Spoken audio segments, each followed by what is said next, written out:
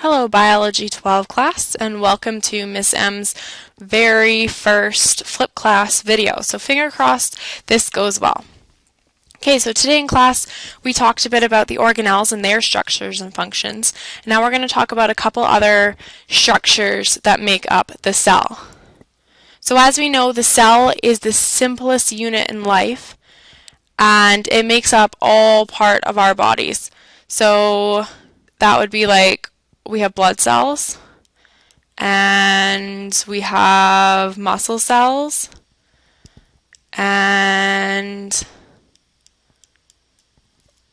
we have nerve cells, and these are just a few, but to give an idea of how complex our bodies actually are from the amount of cells that make it up.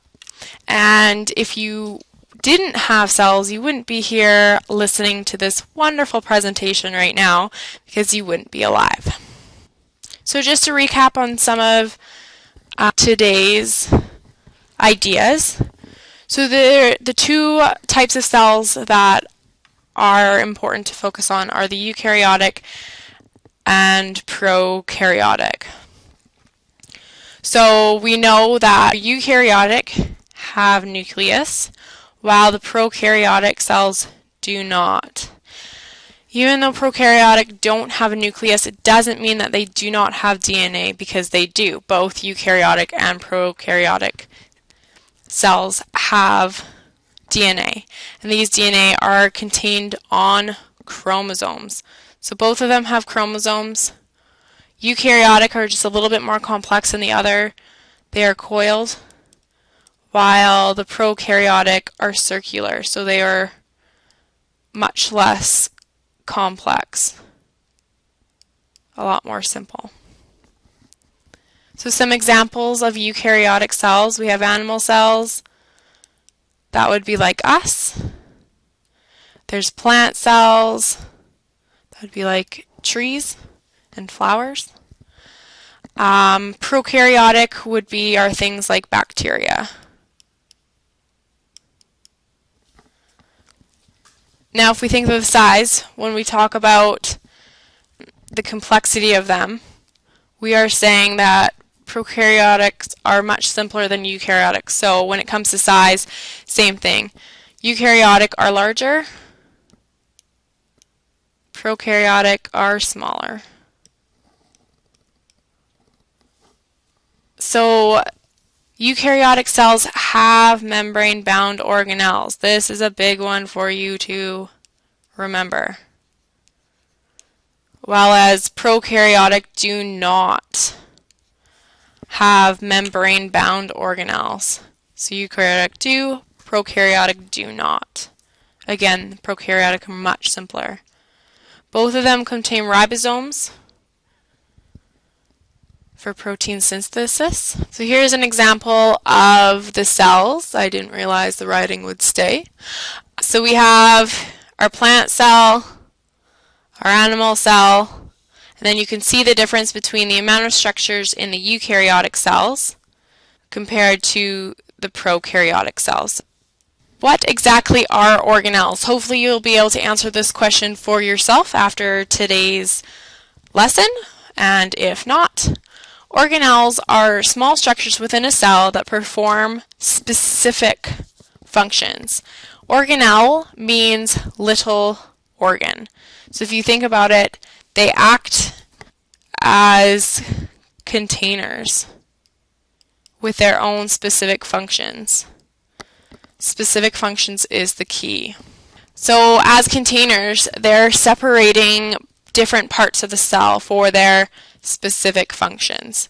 So you can see we have a compartment of the endoplasmic reticulum, we have a compartment in the mitochondria, we have a compartment in the Golgi apparatus, we have a compartment in lysosomes, etc. So moving on to the other cell structures that we are going to talk about today. Chromosomes. Their home is in the nucleus. This is where they're found. A big idea of chromosomes is that they contain genetic information to form new cells. So this is where they hold the instructions. They carry the instructions to make new cells. And chromatin is the structure that forms the chromosomes. So chromatin is made up of DNA and proteins, and they're loose thread-like structures that once compact, they'll make the chromosome. Again, found in the nucleus. Big idea though is that they are what holds the instructions to make new cells. So the cytoskeleton, it looks like a scaffolding network. So the network of rods and filaments in the cytoplasm. So you can see here is where it looks like all this, it is scaffolded. And it is made out of two important features. It's made out of microtubules, which are hollow tubes made of tubulin, and microfilaments, which are intertwined strands of actin. And the main functions of the cytoskeleton are for cell structure, so to keep the shape of the cell movement, and cell division. So microtubules and microfilaments are used for all of these functions. Mostly for microtubule though, it's going to be the movement aspect. And microfilaments, the big thing that they do is muscle action. They're helping with contracting muscles. A big thing to keep in mind is that the cytoskeleton is dynamic, so it changes the shape of the cell frequently. So there's also the cilia and the flagella. You would have seen the flagella in the prokaryotic cell. And these are made of microtubules, so you can guess that their main function is for cell movement. So you can see that flagella are much longer, but there's less of them. Sperm cells have the flagella to help them move towards the egg. And then you have cilia, which are smaller, but there is a lot more of them. And these are mostly for sweeping things past the cell. So you can see how many teeny tiny little cilia cover the entire cell, and it's going to move particles past the cell. We did talk about the Golgi complex already. Keep in mind packaging, storing, transporting. Those are the three important parts that the Golgi complex do. Something that, since the Golgi is very complex though, we're just going to talk about its structure a little bit more. And so the Golgi is made up of flattened discs. These flattened discs are called cisterna. Cisterna singular, cisternae plural. And their main function is they contain organisms that modify the cargo that is traveling through the Golgi complex. So the cisterna are a very important part of the Golgi. So they have enzymes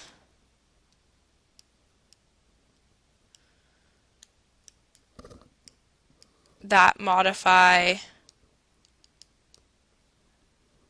cargo.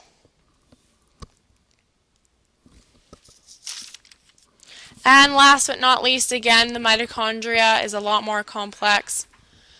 Big picture idea, it is the powerhouse of the cell. And its structure is compartments, so the internal compartments in the inner membrane. So you can see here, we talked about how it's a double membrane. So you have the outer membrane on the outside, and you can see this inner membrane on the inside.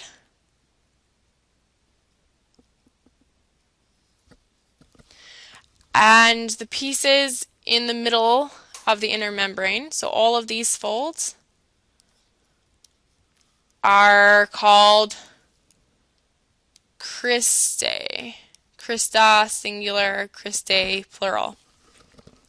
These are super important to the mitochondria. So their function is to increase surface area, because we know since the mitochondria is the powerhouse of the cell, the more surface area there is, the more reactions that can occur, the more energy that is produced. They're so crucial that if they were missing, the mitochondria wouldn't function properly, and a lot less reactions would occur because there would not be a great surface area, and that means less energy would be produced. And that is it for today. Make sure that some of the main concepts, so a lot of the vocab is huge in this section of the cell. So make sure you're going back through, seeing some of the bolded words or the highlighted words or the circled words, because those are going to be important vocab for you to know.